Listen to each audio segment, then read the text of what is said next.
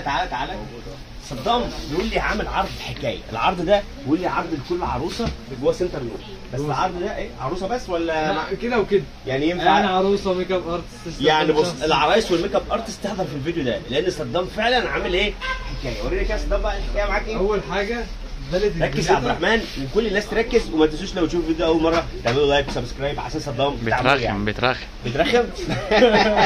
ماشي ده حبيبنا برضو يعني صدام. بص بقى ابننا الجليتر ده جليتر كلها جليتر.